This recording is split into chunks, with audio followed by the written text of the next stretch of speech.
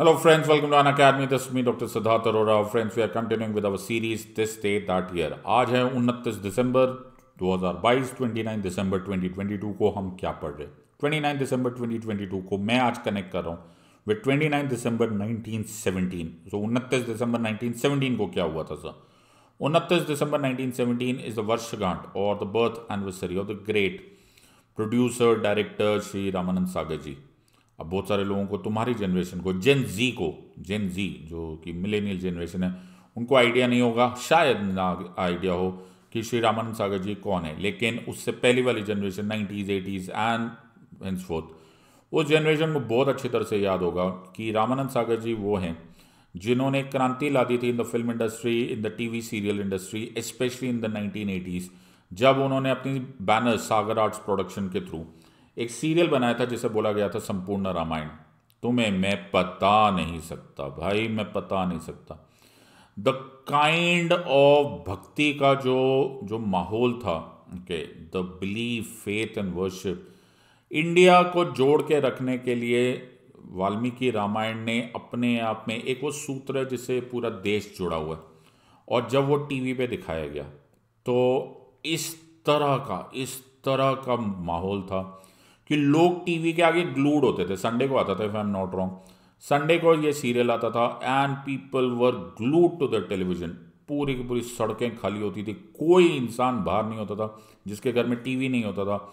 वो बाजू वाले के घर में टीवी, पड़ोसी के टीवी, कलेक्टिवली टीवी देख रहे. This was huge. देखिए, रामायण हम सब लोगों के, हम इंडियंस के रग रग में रामायण है, रग रग में श्री राम है.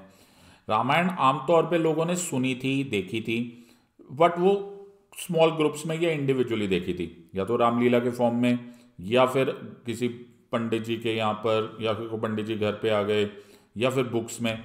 Not as a nation. As a nation ये एक ह्यूज फीलिंग थी. मैं I can not even begin to express the kind of emotion at that time. Arun Govil ji the actor जो थे, उन्होंने श्री राम जी का कैरेक्टर प्ले किया था. मतलब हमें सपने में श्री राम ही दिख रहे थे और वही हमारे आंखों में बस गए. तो thank you to Ramanand Sagar जी कि उन्होंने ये प्रोग्राम बनाया और ये प्रोग्राम बनाकर उन्होंने हमको एक कलेक्टिव मेमोरी दे दी जो हमारे नेशन के लिए हमेशा के लिए याद रह जाएगी. सो 29 दिसंबर 1917 श्री रामानंद सागर जी का जन्म हुआ और आज मैंने कनेक्ट किया उसको टू स्टडी द रामायण. अब not the Ramayan as in the religious scripture or the story or the katha of on the basis of spirituality or on the basis of divinity. No, मैं उस लायक नहीं हूँ कि मैं उस जगह का एक्सपर्ट नहीं हूँ, मुझे उसके बारे में उतना ज्ञान नहीं है. लेकिन भक्ति के साथ साथ श्री द रामायण में कुछ इंपॉर्टेंट इनपुट्स है जो मुझे रियलाइज हुए कि कहीं ऐसा तो नहीं है कि रामायण से सीखने के साथ साथ हमें बहुत सारे ऐसे भी मोटिवेशंस मिली है रामायण में जो मॉडर्न लीगल सिस्टम को बना गए. व्हाट? बहुत सारे लोगों को लगेगा क्या बोल रहे हो sir, modern legal system and the Ramayana. मैं हमेशा से ये मानता हूं कि ये जो रामायण है या द महाभारत है, these were sources of almost all the wisdom that is required for humanity, and I'm sure modern legal system उससे दूर नहीं था. तुमने शायद ऐसा वीडियो कभी नहीं देखा होगा. So please watch this video till the and and make sure that you learn कि रामायण में हमें मर्यादा के साथ साथ, भक्ति के साथ साथ हमें और मॉडर्न लीगल सिस्टम, हमारे लॉ सिस्टम को भी समझने का एक मौका है. आई एम श्योर आपने ऐसा वीडियो कभी नहीं देखा होगा. मेरे घर में बोला जाता है, आई एम श्योर बहुत सारे घरों में बोला जाता है कि रामायण का उल्लेख करते समय श्री राम का नाम लेने से पहले, उनकी कथा सुनने से पहले एक छोटा सा हल्का सा मनन कर लेना चाहिए. ओके, ताकि आपका ध्यान कहीं और ना भटके. और वो है मंगल भवन मंगलहारी द्रव सुदशरथ अजर बिहारी. तो प्रणाम करके, नमस्कार करके, I bow my head to lord Shri Ram and try and learn whatever little I can learn from the Ramayan. So please follow this video, okay, till the end. Try and understand. और as I said, आज का video is dedicated to the memory of Ramanand Sagar. 29 दिसंबर 1917 को आपका जन्म हुआ और फिर बहुत स्ट्रगल्स के बाद वो फिल्म इंडस्ट्री में, टीवी इंडस्ट्री में उन्होंने अपना स्थान बनाया. and then finally gave us one of the most important collective memories to the nation as a whole by producing the संपूर्ण रामायण. संपूर्ण रामायण में मुझे एक बहुत अच्छी बात ये पता चली कि संपूर्ण रामायण में जब रामानंद सागर जी ने संपूर्ण रामायण लिखी तो उन्होंने thankfully he was technically very very well advise bye experts. तो उन्होंने ये पिक्चर आप देख रहे होंगे ना, तो जो 70s 80s की जनरेशन है उनको ऐसा अचानक अपना बचपन दिख गया होगा, तो वो एक पल में पूरा बचपन पे वापस आ गए होंगे. ये पिक्चर टीवी पर ये स्क्रीनशॉट देख कर ना बड़ा बहुत कुछ याद आ जाता है. आइदर वेज उन्होंने इसमें क्लियरली मेंशन किया था कि देयर आर मल्टीपल सोर्सेज जहाँ से उन्होंने इसको अडॉप्ट किया है, इंक्लूडिंग वाल्मीकि रामायण. रामायण के बहुत और सोर्सेज है, मराठी में भी लिखा हुआ है, तेलुगु में लिखा हुआ है, उर्दू में लिखा हुआ है, एंड सेवरल अदर, बंगाली में लिखा हुआ है, एंड सेवरल अदर सोर्सेज में लिखा हुआ है. सो वो सारे रामायण को यूटिलाइज करके, रामायण एक कथा है जो कि इस देश के कण कण ने सुनी है, इस देश के कण कण ने सुनाई है, अलग अलग लोगों ने अलग अलग समय पे अलग अलग इंटरप्रिटेशंस पे उसको सुनाई है. उसका काफ़ी कुछ मिक्सचर करके श्री राम की इस कथा को सुनाया गया था. सो आज मैं उसी सीरियल के कुछ एस्पेक्ट्स को लेकर मैं मॉडर्न लीगल सिस्टम को अप्रोच करना चाहता हूं. सो आई एम श्योर सबको ये आगे का पार्ट तो मालूम ही है, लेकिन just for me to finally conclude my arguments on how the Ramayana has influence our modern legal system, मुझे एक शॉर्ट में पूरी कथा थोड़ी सी रिपीट करनी पड़ेगी. ऑलराइट, सो जस्ट टू से, and I am very very confectionery on this mode कि इनमें से बहुत सारे शब्द में मेरी गलतियां हो सकती है, बिकॉज हिंदी और संस्कृत पे मेरा इतना कमांड नहीं है. So I mix up the language. Only idea here is to fast forward the entire Ramayan to the point जहां पर मुझे ऐसा लग रहा है कि रामायण से मॉडर्न लीगल सिस्टम कैसे अप्रोच हुआ. So the prince of Ayodhya, Shri Ram की कथा रामायण, और ट्राई एंड अंडरस्टैंड. तो दोस्तों द कथा कुछ इस तरह से है, right, and as I said I am already in advance saying sorry for any loss of any detail where in it should have been taken. तो ये सारी पिक्चर्स मैंने रामानंद सागर रामायण से लिए. So the story goes like this. So the king of Ayodhya, राजा दशरथ, और उनकी 3 queens. जिस क्वीन में से, तो one was Kaushalya, one was Sumitra, and one was Kaikeyi. Now the story goes that everyone is, all the 3 queens give rise to princess, ऐसा बोला जाता है. वैसे ये भी एक ट्रिविया है. I am not very sure on this part, but इसको चेक कर लीजिएगा. ये शायद ट्रिविया है mythology, but apparently they had a sister also. Okay, ये ट्रिविया कौन बनेगा करोड़पति में पूछा था. I completely forget the name, but I am sure you should know that. तो Shri Ram obviously the eldest of them, and Shri Ram eldest होने के नाते उन दिनों की प्रथा के अनुसार द उत्तराधिकारी, the next heir to the throne has to be Shri Ram. So ये बड़ा नॉर्मल कॉन्सेप्ट था, और मोनार्की में ये कॉन्सेप्ट ही था कि पिता के जाने के बाद या पिता के एब्डिकेशन ऑफ द थ्रोन के बाद the eldest of the brothers will become the king. Story यहां तक बिल्कुल क्लियर है, इसमें कोई टेंशन ही नहीं, कोई सिचुएशन नहीं. नाउ द स्टोरी अचानक takes a massive turn, and the turn, वो तुमको ये स्टोरी से समझ आएगा. द टर्न का एक बैकग्राउंड स्टोरी है कि कहा जाता है कि राजा दशरथ एक समय पे किसी युद्ध में गए थे, और उस युद्ध में उनको इंजरी हो गई थी, और उस युद्ध की इंजरी के बावजूद उनको रानी कैकेयी ने, one of those queens, okay, रानी कैकेयी ने उनको सेव किया था. और फिर वो राजा दशरथ उस युद्ध में जीते, और उन्होंने उनको बोला कि now this is one of the versions, I'm sure कि there could be another version, but this is one of those versions. उनको बोला कि आपको मैं 2 वरदान देता हूँ. वरदान is like a promise. It is like an blank check. वरदान, okay. आप जो मांग सकते हो, जो आपको चाहिए, I'll be most obliged. It's a promise. A promise is a promise is a promise is a promise. So वो promise होगा, and you can ask for that promise any time in the future. यहाँ तक बात ये हो गई sometimes in the back, ये background story. Now coming fast forward, now सारे प्रिंसेस बड़े हो जाते हैं, right. So Shri Ram as the eldest, okay, Ram, Lakshman and Shatrughan. Now Lakshman, Shatrughan and Bharat. So Shri Ram is the eldest and he is suppose to be the next on throne, और ये किसी को कोई डाउट ही नहीं है, not amongst the brothers, not amongst anyone else in the प्रजा। सब लोग को एज्यूम है कि श्री राम ही किंग बनने वाले। राजा Dasharath is also convince, nobody knows anything, and practically किसी को भी नहीं था, in fact at that time even रानी कैकेयी को। नाउ रानी Kaikeyi has a help, okay, has a person who looks after her, उसका नाम है Manthara. You see this female in the picture. Now Manthara एक दिन, this is how the story goes.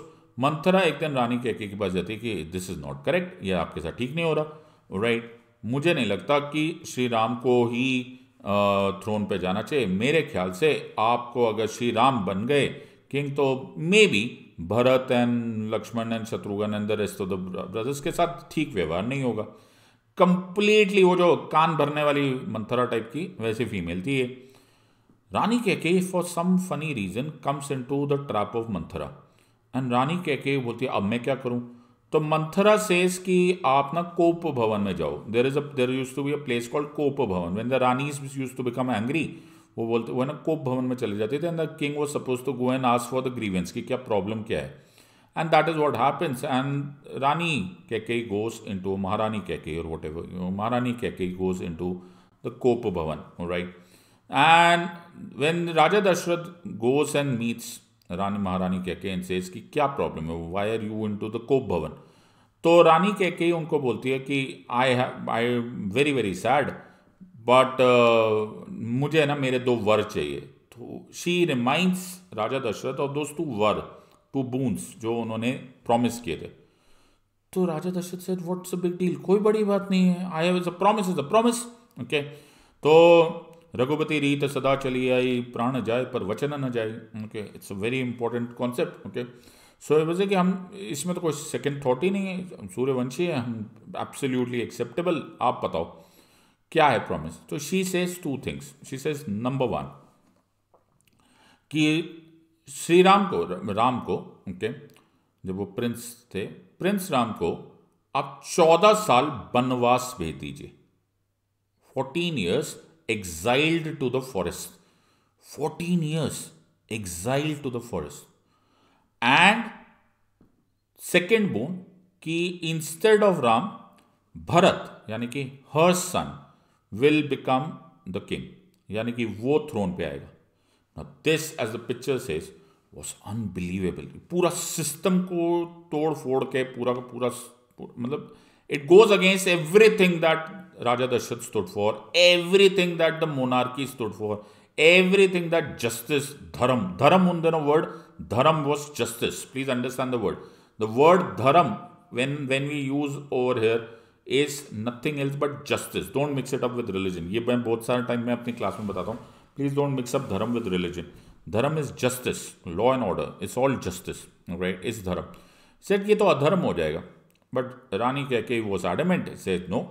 यही होगा, and when I'm saying ये होगा तो ये होगा, otherwise go back on your word. Now Raja Dashrath is completely into, Maharaja Dashrath is completely into a trap because a promise is a promise is a promise is a promise.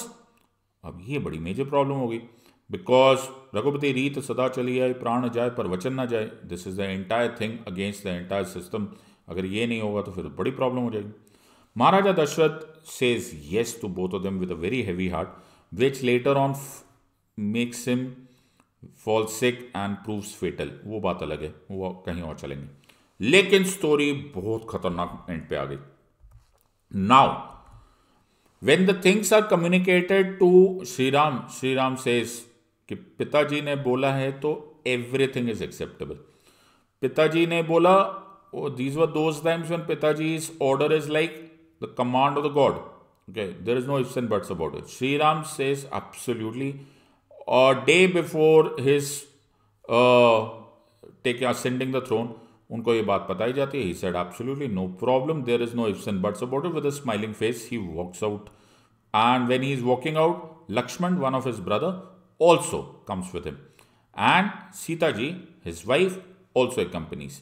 So the three of them move out of Ayodhya. The prince of Ayodhya अब चले गए बनवास की ओर, exile towards the forest. Now this उन दिनों exile towards forest और exile to the forest was supposed to be one of the biggest punishments possible. मतलब आप समझ सकते हो, ओके, पे चप्पल नहीं, ओके, खाने को कुछ नहीं, यू नेवर नो, कुछ भी हो सकता है जंगलों में. सो बिल्कुल बेयर नेसेसिटीज़ के साथ यू जस्ट मूव आउट, चप्पल वप्पल वो खड़ाऊ पहन के वो चले गए. You know the prince of Ayodhya, do you understand? Ayodhya was apparently उस टाइम पे the largest empire. Next stage Shri Ram king बन रहे थे. डू यू अंडरस्टैंड मर्यादा एट द स्टेज कि पिताजी ने बोला and you don't have to worry, वो खड़ाऊ पहने और चले गए. ओके, अपनी वाइफ के साथ, न्यूली वेड वाइफ थी Sita ji, she was a princess too. Lakshman ji उनके साथ हुए कि मैं अपने भाई को भाभी को अकेला नहीं छोड़ूंगा. Can you imagine that kind? वो भी एक समय था.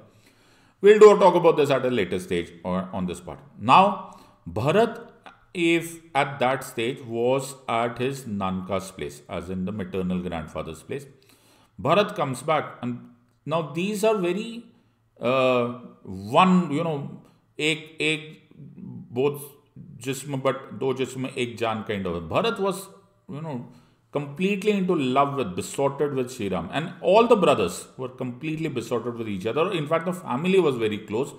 लेकिन पता नहीं ये इवेंट कहाँ से हुआ था. When Bharat gets to know, Bharat is like unbelief. ये क्या है यार, ये डिसबिलीव है, ऐसा हो ही नहीं सकता. It's just tragic. मेरा भाई जंगल में चला गया है, मतलब वो थ्रोन पे जाने वाला था, ये क्या हो रहा है?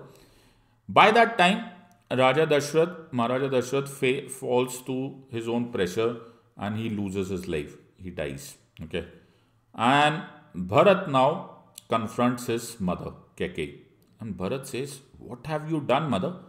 ये तो बिल्कुल अधर्म है, आपने जो कर दिया, for whatever reason it is wrong.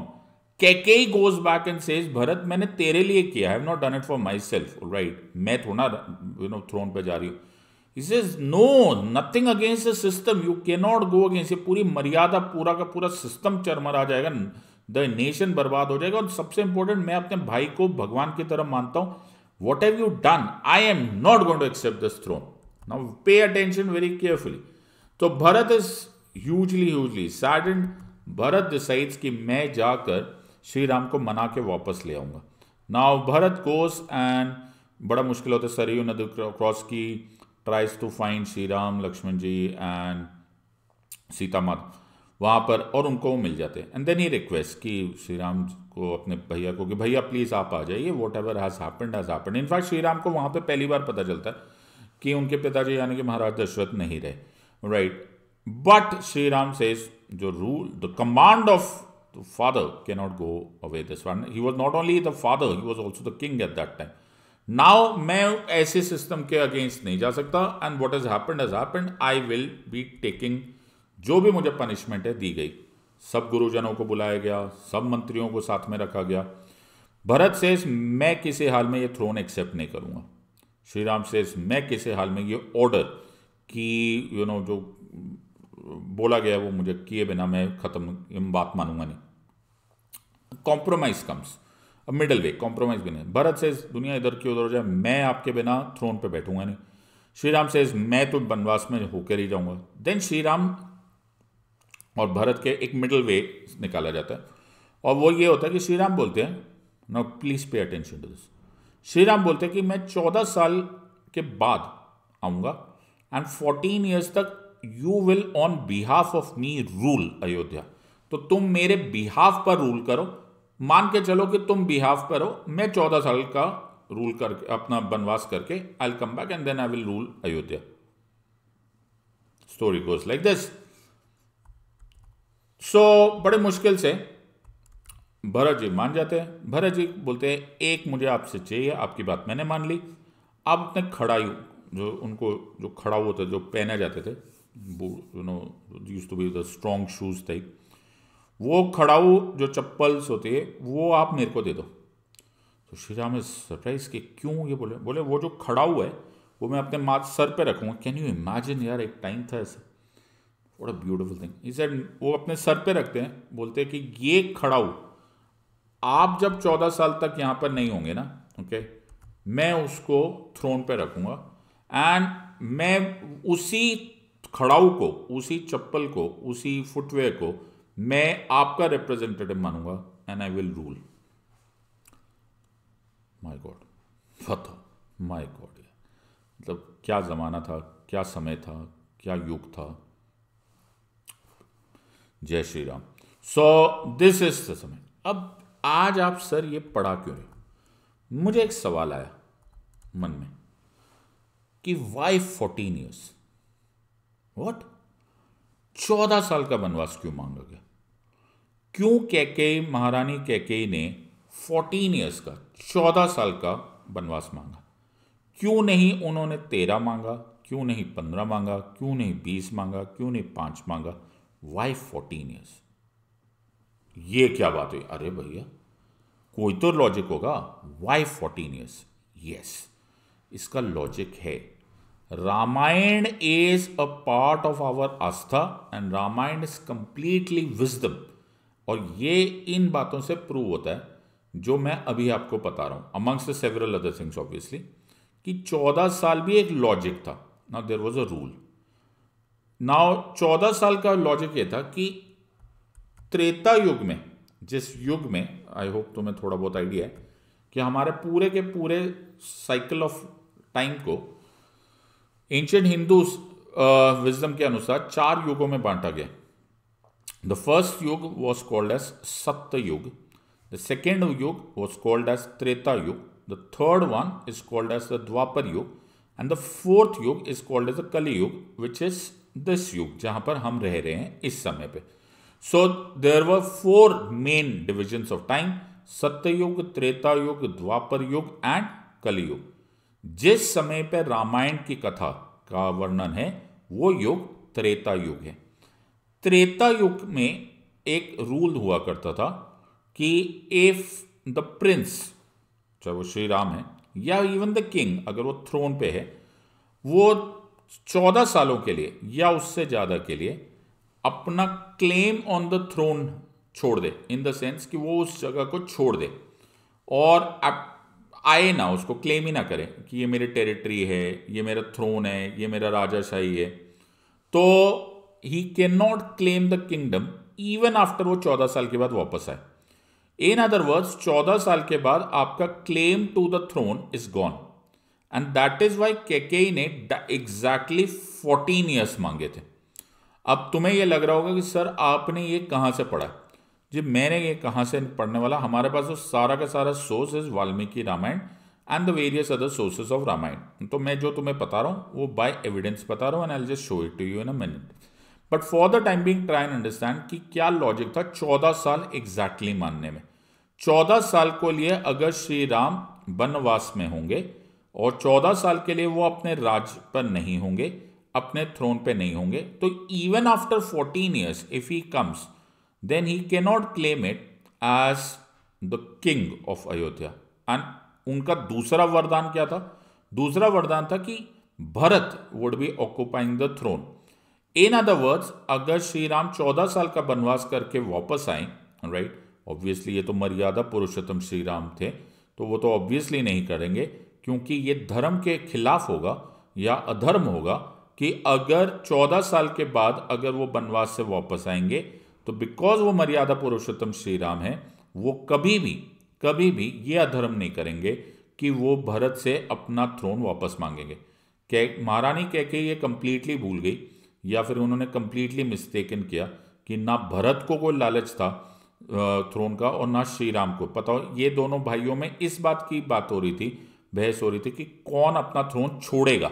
In other words दोनों अपना अपना थ्रोन छोड़ने पर गए थे। ये अलग ही भाई थे, ये अलग ही युग था, ये अलग ही मर्यादाएं थी। लेकिन कैकेयी महारानी ने वो सोचा कि अगर ऐसा हुआ तो वो अगर और अगर में उन्होंने ये 14 साल का वनवास मांग लिया। So the concept of 14 years is a law, it is a law. 14 का 13 नहीं हो सकता। 13 years this law does not strike you. 14 years this law comes into force. अब आप सोचोगे सर ये आप प्रूव कैसे करोगे? प्रूव तो मैं कर ही दूंगा, right. So try and understand this. Prove करने के लिए मुझे दूसरा क्वेश्चन पूछना पड़ेगा। प्रूव करने के लिए मुझे कैसे क्वेश्चन पूछना कि अगर ये हुआ था सर, तो श्री राम तो 14 साल वनवास क्रॉस करके ही आए थे, रावण के का युद्ध हुआ, लंका दहन हुआ, and the rest of the Ramayana जो आपको थोड़ा बहुत आइडिया ही है। Why did Shri Ram not lose the throne then? क्योंकि हम तो जानते हैं कि वो आए और दिवाली मनाई गई, दीपावली का त्यौहार था, and so on and so forth, and then Shri Ram was anointed the king of Ayodhya, और हम तो राजा राम ही जानते हैं। तो फिर ये या तो लॉ नहीं था या सर आपकी इंटरप्रिटेशन गलत है ना। इसमें एक मेजर ट्विस्ट था जिससे मैं ये पॉइंट प्रूव कर सकता हूं। अगर मैं वाल्मीकि रामायण पढ़ूं तो वाल्मीकि रामायण में 14 वर्ष का जो 14 ईयर्स ऑफ वनवास, उसका वर्णन नहीं है। व्हाट? हाँ, इट वॉज नॉट 14 ईयर्स पर से, इन द सेंस कि वो 14 ईयर्स नहीं था। It was this the word जो वाल्मीकि रामायण में, ओके, अयोध्या कांड में सर्ग 11 श्लोक नंबर 26 में लिखा हुआ है, नव पंच च वर्षाणी दंड कारणमाश्रित। What does that mean? Say did not use the word 14। दंड जो हुआ वो 14 साल के लिए नहीं मांगा गया। सर क्या बोल रहे हो? हाँ, जो दंड मांगा गया वो मांगा गया नव पंच, 9 and 5। नव पंच च, संस्कृत में च बाद में, और 9 and 5, नव और पंच। What do you mean? Here was the game. जब कहा जाता है कि जब, अब इसमें कुछ माइथोलॉजिकल एंगल्स होंगे and there are certain unfiltered angle जो मुझे आइडिया नहीं। जब महारानी कैकेयी मांगने लग गई थी 14 इंस्टेड ऑफ 14, जिसको हम बोल सकते हैं चतुर्दश वर्षणी, यानी कि चतुर्दश, 14 वर्ष, 14 साल का वनवास, तब ऐसा बोला जाता है। अब ये कैसे हुआ होगा ये तो मैं नहीं कह सकता। अपरेंटली द देवतास interfered and by a twist of her thought. अब वो कैसे बोला जाता है, आप उसे मेटाफिजिकल बोलो, क्यों उनको शायद ऐसा मोटिवेट कर दिया गया, या उनको फोर्स कर दिया गया, या उनको घुमा दिया गया। इंस्टेड ऑफ चतुर्दश वंशनी, उनके मुंह से निकला नव पंचक वर्षनी। आइडिया ये था कि उनको ये समझा दिया गया कि आप एक साथ 14 मत मांगो, आप 9 and 5 मांगो। अब ये 9 and 5 का कॉन्सेप्ट क्या है? बोला गया कि 9 ईयर्स का उनको एग्जाइल दो, वनवास दो, फिर थोड़ा समय उनको ब्रेक मिलेगा, और फिर 5 साल फिर से होगा। द स्टोरी वॉज कि instead of 14 together it should go as 9 space 5। ये अगर ना होता तो टेक्निकली स्पीकिंग वो एक साथ 14 साल अपनी टेरिटरी में ना होते। प्लान ये था कि वो 9 प्लस एग्जाइल एंड एग्जाइल में ब्रेक एंड देन 5 साल का था। इन अदर वर्ड्स 9 and 5 14 तो हो गए, लेकिन अगर तुम नोटिस करो 5 साल अगर लास्ट वाला पार्ट होता, फर्स्ट टाइम में 9 साल he is out of the territory, दूसरे बार में ब्रेक हो गया और फिर 5 साल की टेरिटरी। तो अगर मैं रावण का समय वो मान भी लूं तो एट मैक्सिमम 6 ईयर्स में he is back in Ayodhya. Wow, technically speaking उनका 14 साल का एप्लीकेशन नहीं हुआ। Technically speaking he has been out of Ayodhya either for 9 years और in the second part 5 or 1 or 6 or 5 or 6 years. This was one of the grounds जो technically speaking, and I am quoting it from Valmiki Ramayana, so you can read it part. The word here is not 14, the word here is नव पंच च वर्षाणी दंड कारण माश्रित्र। In other words, it is not 14, it is 9 space 5.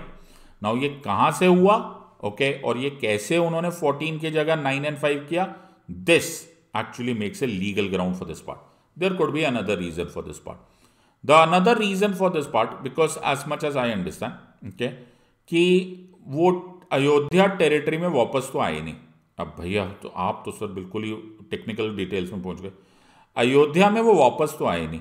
अगर उनका ये 9 and break भी होता तो he never came back to the Ayodhya territory. तो technically speaking he has yet not claimed Ayodhya. तो lord Ram has not claimed territory.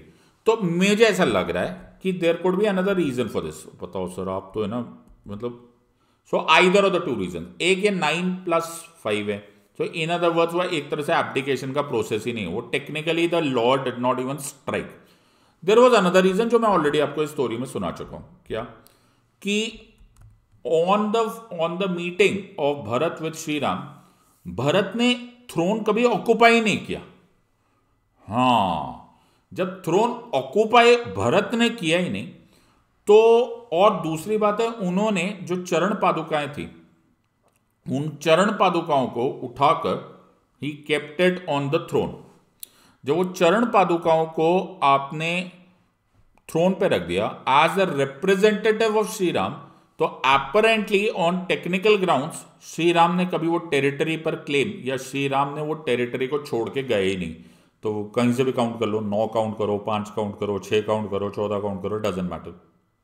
Shri Ram has never left the territory technically. So there were 2 grounds on the basis of which Sri Ram was never out of Ayodhya or out of his territory for a period of 14 years. So that law never so called triggered.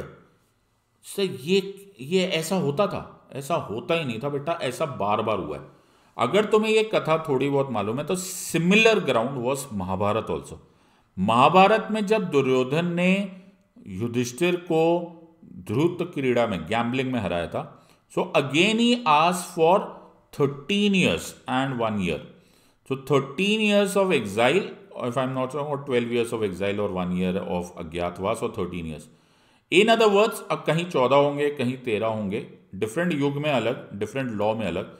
लेकिन law इस बात को determine कर सकता है कि after a particular period of time the law of limitation comes into it.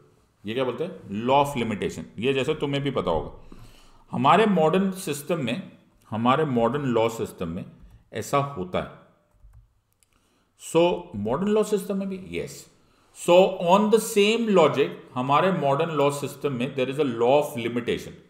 जैसे आपने कोई कंप्लेंट करी है, ओके, और ये कंप्लेंट करी जी 2001 में मैंने किसी से 10 रुपये लेने थे, ओके, उसने मेरे 10 रुपये नहीं दिए, तो पुलिस बोलेगी भाई आज याद आया 21 साल के बाद। तो देर आर, वैसे सिविल लॉ है, okay, so there are various होते हैं। आप बोलो यार आज से 50 साल पहले मैंने फलां को एक चेक दिया था, वो बोलेंगे क्या तुम्हारा कोई लिमिटेशन वगैरह है या नहीं है? It doesn't work like this part. So you can not be taking law any time in the picture. तो क्या सर ऐसा ही लॉ ऑफ लिमिटेशन प्रॉपर्टी पे भी है? बिल्कुल है। सो अगर आप देखोगे तो there is a law of limitation, इसको बोलते हैं, इसको बोलते हैं the law of limitation with concept of doctrine of adverse possession. So ये जो मैंने साथ में देखा है वो टाइम्स ऑफ इंडिया की एक न्यूज है।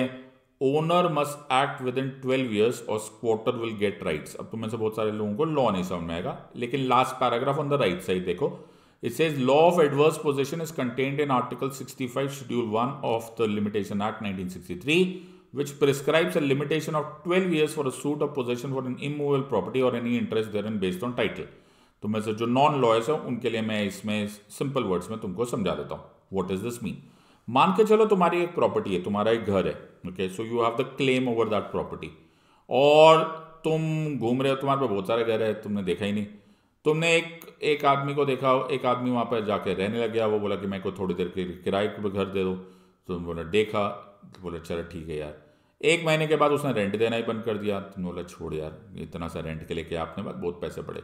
You completely ignore, there is an adverse possession. इसको बोलते हैं एडवर्स, मतलब वो लीगल पोजेशन नहीं है, एडवर्स है, ओके। इलीगल और लीगल तो बात की बात है, वो एडवर्स है, राइट। अभी आपने कुछ नहीं बोला, ओके, 1 साल गुजर गया, 2 साल गुजर गए, भाई वो भी बैठा हुआ है, वो स्क्वाटर हो गया। ऐसे आदमी को स्क्वाटर बोलते हैं। स्क्वाटर इन द सेंस कि वो उसका क्लेम होना नहीं चाहिए था, लेकिन आपने अपना क्लेम मांगा ही नहीं, आप बैठे रहे, आपने इग्नोर किया, आपने बोला चल बैठे रहे तो बैठे रहे।